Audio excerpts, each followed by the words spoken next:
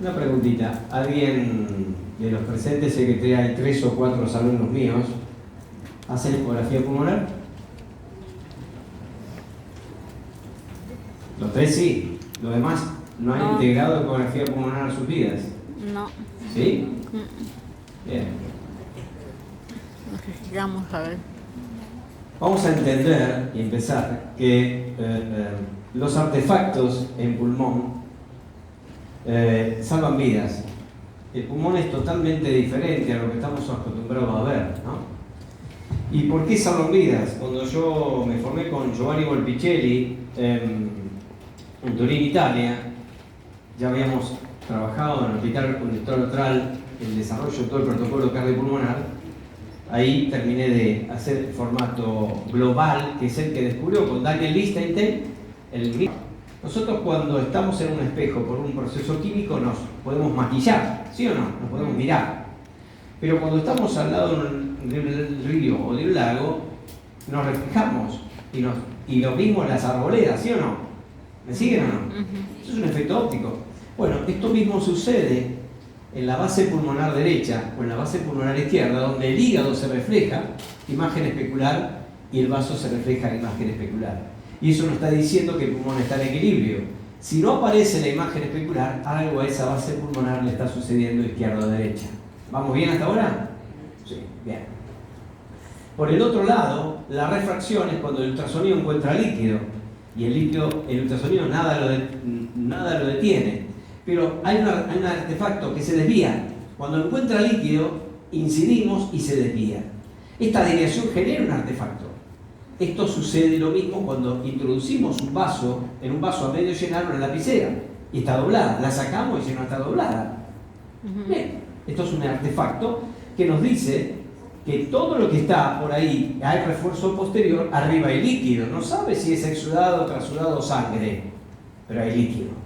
Entonces, cuando la pérdida de la imagen especular, una imagen anecoica con refuerzo posterior, ¿qué va a hacer? Derrame. Entonces, si era un paciente que fue golpeado, estaba una golpiza en una cancha de fútbol, a su salida, ¿qué va a hacer? ¿Trasudado, sudado o sangre? Sangre. Bien. Entonces, estas cosas básicas que empezamos a descubrir, la tenemos. Pero esto es específico del pulmón. Y esto me dice que el pulmón está en equilibrio.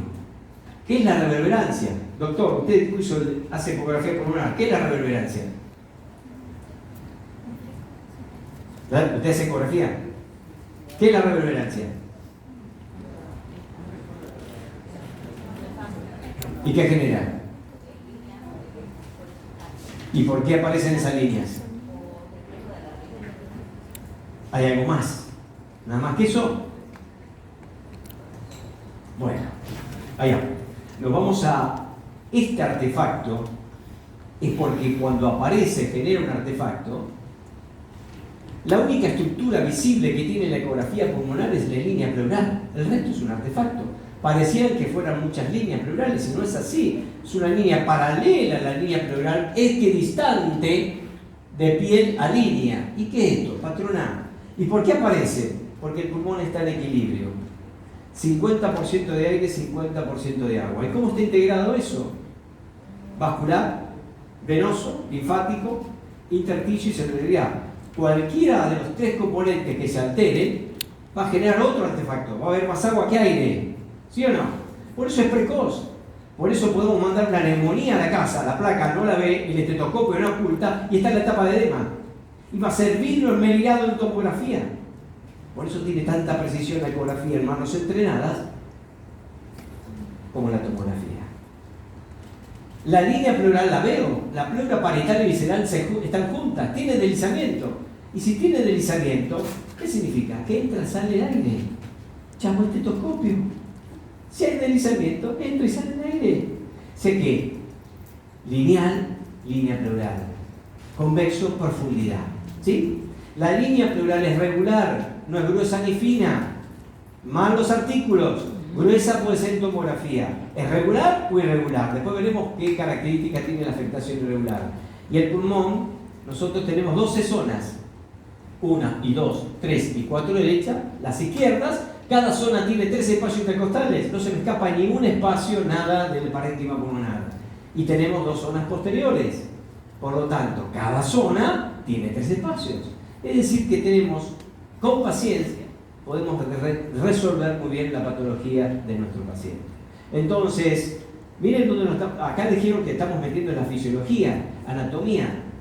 Cuando hay patrón A, los septos interlobales miden menos de 100 nanomicrones. Cuando empieza a haber más agua por respuesta hídrica o hidrostática o respuesta inflamatoria, los septos interlobales se engruesan. Y si se engruesan, ¿qué generan? Un artefacto que no es para descubrir un hígado o ver como la forma del hígado del riñón. Es para ver un artefacto que nace de la línea pleural, pero que es perpendicular. Y son las famosas líneas B. Entonces, ¿por qué digo que tiene tanta precisión esto? Como la tomografía. Porque con distintas palabras, con distintos adjetivos calificativos, se está hablando de lo mismo con misma precisión. La tomografía es cuantitativa por densidad, ¿sí o no? Mide la densidad y de agua, ¿sí? Y si está bien el pulmón, 50 y 50, va a decir que la tomografía, el parénquima pulmonar está normal. Cuando hay un desequilibrio, ¿qué dice? Vidrio esmeriado. Y si tenemos un buen imagenólogo, hay 5 tipos de vidrio esmeriado. El común, septos interlobales sincronizados, traccionados y tortuosos. 4. Que en imagenología, porque ecografía es totalmente diferente. Lo vamos a ver diferente, vamos a decir, esto es cardiogénico y esto no es cardiogénico. Por lo tanto, la ecografía a través de las líneas A dice que el parénquima está normal. Y a través de la presencia de líneas B, dice que el parénquima está alterado. Por lo tanto, por eso las líneas B miden la densidad pulmonar. Y por eso en un personal entrenado, adecuadamente capacitado, vemos el desequilibrio precocemente. ¿Lo estoy aburriendo o no? ¿Están aburridos, no? Bueno. Bien. Entonces, yo digo a ustedes, la placa, yo vengo de la placa de tórax, tengo 59 años. Hice cursos y cursos de placa de tórax. Yo les pregunto a ustedes, ¿cuánto hay de intersticio? ¿Cuánto hay de consolidación? ¿Cuánto hay de derrame? ¿Cuánto hay cardiovascular o cámaras cardíacas o vasos de acá? ¿Tenemos precisión? Tenemos dudas. Y es así, es un método que nos genera dudas. Y si tenemos falta de precisión diagnóstica, nos generan errores en iniciar un tratamiento. Y ni les cuento si lo hacemos en un tal paciente. Tenemos una falta de precisión del 35%, 27%. Es decir que cuando yo estoy trabajando y no tengo un ecógrafo, me siento que estoy en deuda con el paciente. Porque el estetoscopio y la placa de tórax tiene falta de precisión. Y no es que denote el método. Yo le digo una cosa, si esto se estuviera transmitiendo por redes sociales, alguien que está en La Paz o en Cochabamba lo podría ver por el teléfono inteligente, ¿sí o no? ¿Me siguen o no? ¿Lo podríamos saber esto por un teléfono analógico? No. La placa de tórax, el teléfono analógico, el ultrasonido es el teléfono inteligente. Decidan dónde quieren estar. Si tiene un teléfono inteligente, capacitémonos en ultrasonido. Todos estos métodos, y ahora sí en congestión pulmonar, la ortopnea o la dinea paroxística nocturna, ¿es precoz? No. Los crepitantes, les voy a demostrar que hay congestión pulmonar severa y los crepitantes están ausentes. El tercer ruido es tardío. Es decir, tenemos métodos clínicos que no nos dan precisión. Y nosotros tenemos que tener precisión, no sensibilidad. Seguimos. Entonces, fíjense lo que dice la evidencia científica. 2011, ahí abajo, acá, 2011. Estos métodos en personal adecuadamente capacitados siguen siendo poco específicos. La integración cardiopulmonar es lo que nos va a dar mayor precisión diagnóstica. Fíjense lo que dice Luna Gargani, ¿no? Luna Gargani es una cardióloga fisióloga italiana, que es la que más investigó, sobre todo en externación de congestión pulmonar cardíaca aguda o crónica reagudizada. Ahora vamos a hablar cómo se maneja un agudo y cómo se maneja un clínico para del alta. Yo puedo saber qué tipo de descompensación tiene, qué grado de descompensación tiene y monitorizar cómo voy mejorando esa congestión pulmonar. ¿Por qué? Por ultrasonido. Es decir, una integración cardiopulmonar rápida me permite eso. Y acá tienen esto, fíjense, esto es un pulmón normal, estos son todos pulmones cardiogénicos, congestivos. Este tiene una afectación de la erección, esta tiene otra y esta tiene otra. Eso la placa de tórax no lo puede definir, el estetoscopio mucho menos. Y porque tenga la presión más alta o más baja, tampoco me va a definir esto. Este ida y vuelta se lo voy a definir ahora. Yo tengo un paciente que me ingresa con una embolia de pulmón simple, sin afectación suprarrevescente y infrarrevescente, y tiene 210, 120, frecuencia cardíaca y respiratoria, desatura y tiene una disnea funcional 4. Le inicio un tratamiento con NTG y veo que las zonas anterolaterales están así. ¿Me siguen, no? Esto es de la vida real, Ahora veo que mejoró la presión, ¿sí o no? Baja la frecuencia cardíaca, la respiratoria, satura mejor con una FiO2 al 97%, la disnea clase funcional de 4 se fue a 3, pero voy a las anterolaterales y siguen estando así. ¿Qué me está diciendo el ultrasonido? Que la clínica no descongestionó, que mi terapéutica no está funcionando, que la dosis de NTG que le puse no alcanza. Aumento la NTG y me agrego diuréticos, y a la hora está así. ¿Qué significa? ¿Qué me dice? Que esa es la dosis terapéutica. Díganme entonces, ¿qué método me permite monitorizar en tiempo real, sin trasladar al paciente, al lado del paciente, evaluar la enfermedad y evaluar mi terapéutica? ¿Qué otro método tenemos? Ninguno. Ese es el ultrasonido. Pero esto lo sabemos de 1998, no de ahora. La evidencia es abrumadora. La evidencia es abrumadora. No tengo el tiempo para lo que damos en 24 semanas. Les voy a mostrar esto, cómo se compara el estetoscopio, la clínica, la evaluación de edema periférico y qué dice la ecografía pulmonar en los pacientes hemodializados. La evidencia, esto lo sabemos en 2012, y este es un libro muy interesante que lo recomendamos en nuestro diplomado, pero ya sabemos que hay dos tipos de congestiones y la que tenemos que descubrir nosotros es la que puede descubrir y verificar el ultrasonido y no la clínica. 2010. ¿En qué año estamos? 24. 14 años.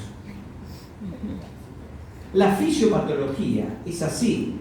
Está demostrado que los crepitantes, yo tengo una congestión pulmonar severa, moderada, severa, no voy a ver crepitantes, sea crónico o aguda, y que la radiología, hay artículos 27 al 32, 33%, en una congestión pulmonar moderada, severa va a estar normal, no va a aportar datos.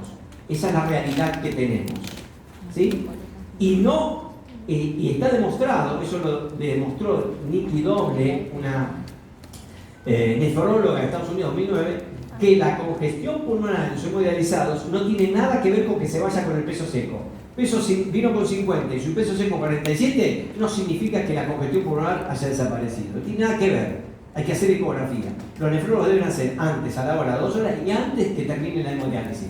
Porque si de congestión moderada no pasó a leve, o sigue una hora más o lo citan al otro día. No tiene nada que ver el peso seco ni con lo que en un paciente que orine tampoco la diuresis tiene correlación.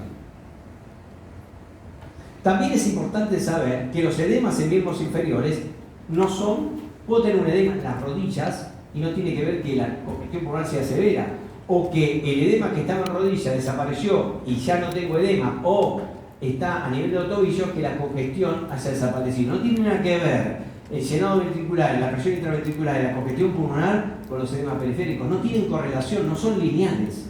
Se redistribuye y a su vez el paciente puede tener dos problemas. O tiene una hipoproteinemia o un aumento de la permeabilidad, o la otra, tiene una amlodipina, un vasodilatador que le genera edema y no tiene nada que ver con lo que tiene el paciente. ¿Me están siguiendo? ¿Lo estoy aburriendo o no? Avísenme y yo termino.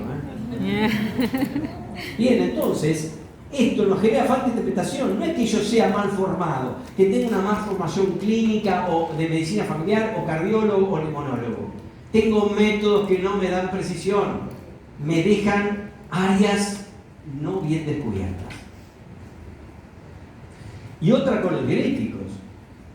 Fíjense si uno hace clínica médica. En algunos pacientes, 40-20 miligramos de furosemida responde bien y en otros tengo que darle más. Hay hay una disfunción subyacente que los fármacos no responden igual en todos los pacientes. Esta es la misma realidad. ¿Y cómo identifico y personalizo eso? Si el paciente está congestivo, tengo que mirar el pulmón. Porque yo tengo 10 pacientes que me ingresaron con una disfunción diastólica, edema agudo de pulmón cardiogénico. Los 10 pacientes van a dar con 20 miligramos de furosemida y 50 miligramos de spironolactona. ¿Van a andar igual? No. Uno necesitará más, otro necesitará menos, otro intermedio. ¿Y cómo lo identifico? Haciendo ecografía cardiopulmonar. Porque la realidad es así. Y esto es lo que en 2010 se descubrió. Y fíjense la importancia que tiene. ¿De dónde sale esto? De la Sociedad de Cardiología y de Terapia Intensiva Europea. Hoy la Sociedad de Cardiología Europea, australiana, canadiense, exige que cardiología, que la ecocardiografía la tenga que hacer un médico generalista, un médico familiar, un neumonólogo, un nefrólogo. No es dueño el especialista, sino el que está adecuadamente capacitado. Porque si yo tengo un paciente que me viene a atención primaria de la salud, tengo disnea, ¿sí? Me falta el aire, y veo miro corazón y pulmón, le voy a solucionar si tiene congestión o no. Y de acuerdo al grado de disfunción que tenga, decido si es interna o no. Justifico la internación o justifico por qué lo puedo tratar y monitorizar en su casa. Entonces, fíjense lo que dice este trabajo científico. ¿Cómo se define la congestión, la insuficiencia cardíaca? Porque debe haber aumento en las presiones intraventriculares, territorio izquierdo, pero debe haber síntomas. Disnea, estertores, edema, ortopnea, todo lo que sabemos nosotros, disnea clase 1, 2, 3 o 4. Pero esos son síntomas clínicos. Pero debajo del iceberg hay una congestión hemodinámica que empieza 7 o 10 días antes. No empieza el sábado, el sábado se me internó un paciente a las 12 del mediodía con edema agudo de pulmón y empezó a las 6 de la mañana. No, empezó 7 días antes. Tal vez consultó, tocó, que para que todo, andate a tu casa. ¿Y después qué pasó? Ingresa ventilado en nosotros. ¿Por qué? Porque hay cambios hemodinámicos que empieza a haber dilatación venosa, dilatación de los vasos linfáticos. Ese es el buffer que tiene. Si no, se inunda rápido el alvéolo. Por eso, si no, los cardiogénicos se descongestionan rápido. Hay mecanismos compensatorios. Y esa dilatación venosa, dilatación de vasos linfáticos, ¿qué artefacto va a dar? ¿Qué artefacto? El niño B. Eso lo ve rápidamente un convexo. Y eso empieza antes. Y por eso hay una congestión hemodinámica que precede a la clínica. 100 días antes empieza esto y después termina o en áreas críticas, ventilado o en ventilación no invasiva. Y esto es lo que yo le quería mostrar. Empieza a haber dilatación venosa, dilatación vasolinfáticos, ¿sí? Centros terminales engrosados, líneas B, aumenta la presión intraventricular, la aurícula del ventrículo empieza a tener un poquito más de presión, se lo pasa a la aurícula derecha, venas pulmonares, y tardíamente después viene disnea, clase 1, ortopnea, edema inferior. Esto es tardío. La congestión clínica es tardía. Todo esto, ¿quién lo descubre? El ultrasonido. Y eso es el agua pulmonar oculta por métodos comunes. La disnea puede ser originada por otra cosa, pero tiene baja sensibilidad. Yo necesito método de especificidad, no sensibilidad. ¿Sí? Bien. Y por eso es así. Eso es resumido. Primero hay dilatación de los vasos linfáticos para que no se inunde el alvéolo, colabora el sistema venoso, se engruesan los septos internodales, pero cuando claudica, ya la presión interventricular aumenta y la PCP es franca, mayor de 18 milímetros de mercurio, ¡pum!, hay inundación alveolar y el paciente ingresa descompensado a nuestras áreas críticas. Por lo tanto, hay todo esto, la hemodinamia, la pulmonar y la sistémica, esa congestión. La única manera de descubrirlo no es con el estetoscopio y con la placa de tórax, sino con el ultrasonido. Esta es la realidad hace mucho tiempo. Entonces ahora yo les dejo una pregunta a ustedes. ¿La congestión se aborda menudamente durante la hospitalización? Retrospectivamente, miren sus hospitales donde trabajan ustedes. ¿Lo abordan de manera adecuada? No.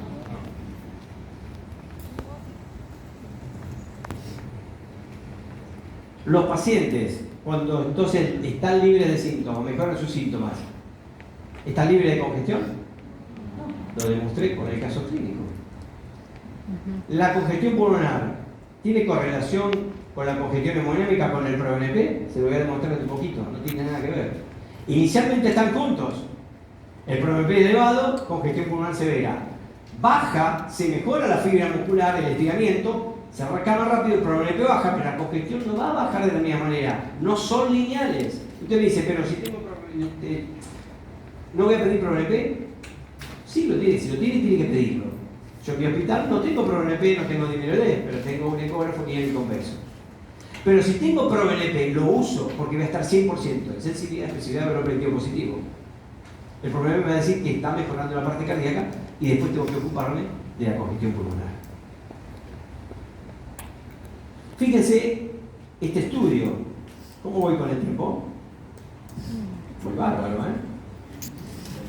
Este estudio tiene 2016, se sometió a los pacientes a tres evaluaciones: ocultación y clínica, ¿sí? Y la ecografía pulmonar. El que hacía la ecografía pulmonar estaba cegado de todo lo que es clínica. Bien. Es decir, que eran pacientes modelizados, internados, ¿sí?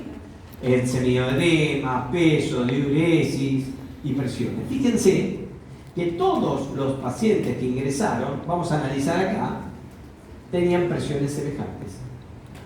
¿Ven? 130, 70, 138, 69, 145, 67, 145, 72. La diastólica. El pulso era semejante, la saturación, la disnea clase funcional era semejante, 3. Pero no todos tenían la misma congestión pulmonar. Había con los mismos síntomas, leve, moderado y severo. Esa es la vida real que vamos a tener que descubrir con ultrasonido. Identificar quién es leve, quién está moderado y quién está severo, y ahí va a ir el tratamiento y el monitoreo. Esto lo sabemos en 2016. ¿Por qué? Porque está demostrado, fíjense lo que dice PLABS en 2016 acá, que la ocultación pulmonar es insensible para detectar mayor cantidad de líquido en los pulmones en pacientes con insuficiencia cardíaca aguda o crónica reagudizada. Y lo que dice Zettner, que en los cuidados agudos, el diagnóstico de edema intersticial por ocultación es sustancialmente muy inferior por ecografía pulmonar, que con la ecografía pulmonar. Entonces, y este es el artículo que demuestra por qué la ultrasonografía pulmonar detecta congestión pulmonar y el ProNP es para músculo cardíaco. Ecografía pulmonar, personal entrenado, tiene mayor especificidad que el ProNP. Es decir, si no tengo el ProNP, no se preocupen, hagamos integración cardiopulmonar. Yo puedo hablar por el doble pulsón, doble tisular, cálculo PCP por la forma de Nahuel. Nos entrenamos en ecocardiografía. Si tengo, lo pido. Pero por más que el ProNP se haya normalizado, el pulmón lo tengo que evaluar con el convexo. ¿Cuántas líneas B? Las líneas B se cuentan, no tengo el tiempo para enseñarles. Pero una congestión pulmonar cardiogénica aguda o crónica reagudizada leve es de 6 a 15 líneas B. Moderada de 16 a 30 líneas B. Severa mayor de 30 líneas B. Los cardíacos vienen 80, 90, 100 líneas B. Y de acuerdo a eso, y la tomografía que va a dar porcentaje de afectación de virus mediado. Es decir, que con distintas palabras, con distintos adjetivos calificativos, estamos hablando y diciendo lo mismo con la misma precisión. Fíjense este artículo de Luna Gargani, que el 27% de los clínicos, cuando había congestión pulmonar severa, 3 de cada 10 pacientes dijeron que no tenían congestión, el estetoscopio, y la placa de tórax estuvo normal en el 20%. Le doy un comentario. Para dar el alta a un paciente en clínica médica no se maneja solo con el peso, ni con que la creatinina bajó y está orinando muchísimo. Tengo calor. Que está orinando muchísimo, bajó de peso, me bajó la creatinina, satura. No. Está demostrado que las 12 zonas escaneadas lo tengo que mandar con menos de 15 líneas B a su casa. Si no mando mayor de 15 líneas B, regresa a los 30, 40 días. Está totalmente demostrado por ese artículo. 2015. Es decir que empiecen, incorporen la angiografía pulmonar y van a ver que si se manejan así, regresan menos los pacientes cardiogénicos. Muy bien. Y esto es lo que yo le decía. ¿Qué va a decir la tomografía en un paciente cardiogénico? Septos atriales engrosados, dilatación venosa, dilatación linfática. ¿Sí? ¿Y qué vamos a decir nosotros? Línea pleural regular, deslizamiento conservado y presencia de líneas B homogéneas. Y las cuento. Cada zona, ¿cuánto tiene? Ustedes saben que esta zona, si la zona 1 tiene 3 espacios intercostales, esta puede tener 5, esta puede tener 7 y esta puede tener 10. Hasta esa posibilidad tengo. Y le voy a poner la mayor afectación de la dilatación. Eso es lo que nos permite el ultrasonido al lado del paciente. Y esto es lo que uno tiene que integrar. Corazón sin pulmón no es así, y pulmón sin corazón tampoco. Debemos integrar, no lo podemos ver por separado. Y esto es lo que estamos hoy. Es el monitoreo hemodinámico funcional del siglo XXI. Pulmón, métodos de cuantitativos estáticos y los métodos dinámicos.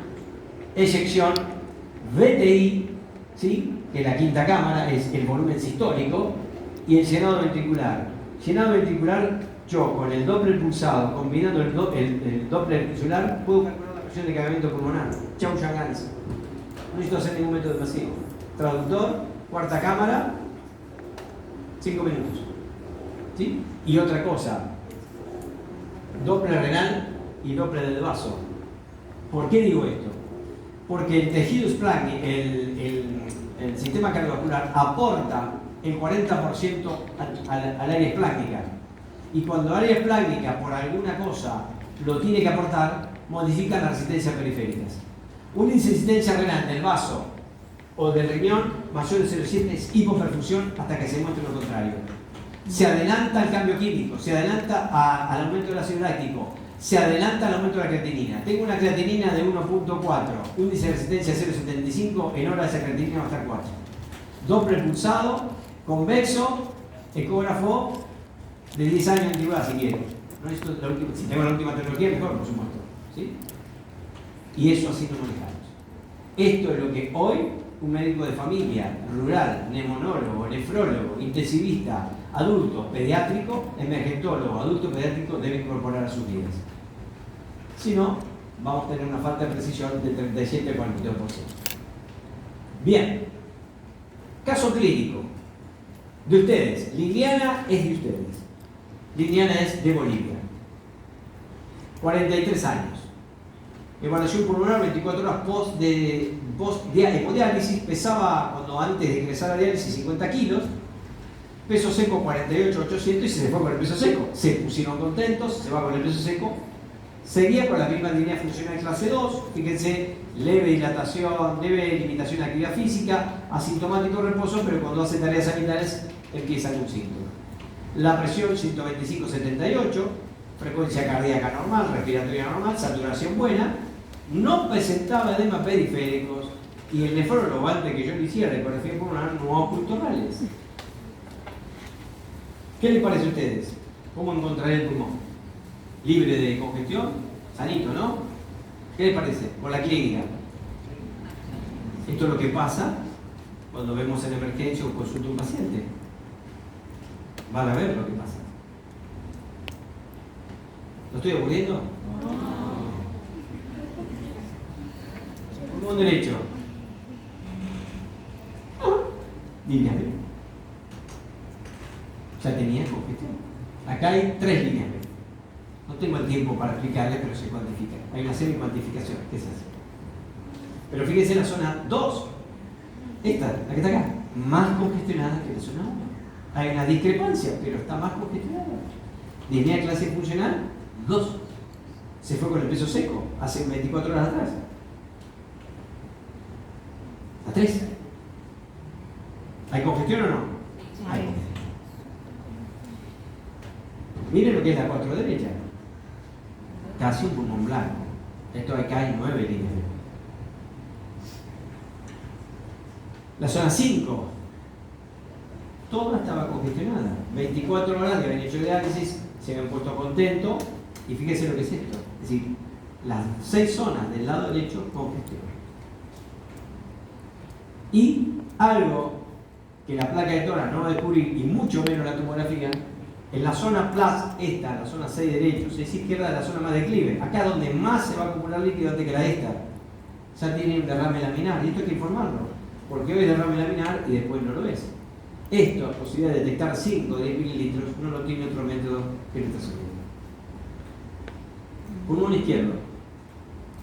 La zona 1 izquierda está más congestionada que la zona 1 derecha. La zona 2, súper congestionada.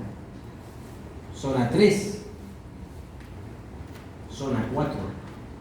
En conclusión, las 12 zonas, la clínica había sido satisfactoria, peso seco, no tenía rales, ocultación, no tenía edemas, pero su congestión era 72 líneas B en las 12 zonas escalenadas.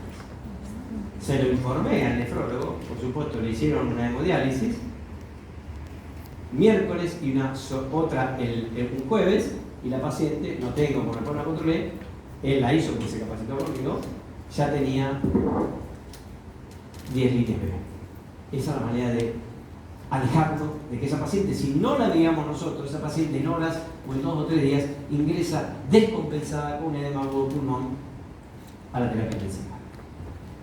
Yo siempre digo, ¿para qué limitamos a ocultar los crepitantes cuando lo podemos ver por ultrasonografía, artefactos? Cuantificar, es decir, cuánto tengo, y puedo monitorizar mi terapéutica, la evolución de la enfermedad y mi tratamiento, es decir, la asociación de drogas que estoy haciendo, si es la justa o tengo que modificarlas. Espero no haberlos aburrido. Muchas gracias.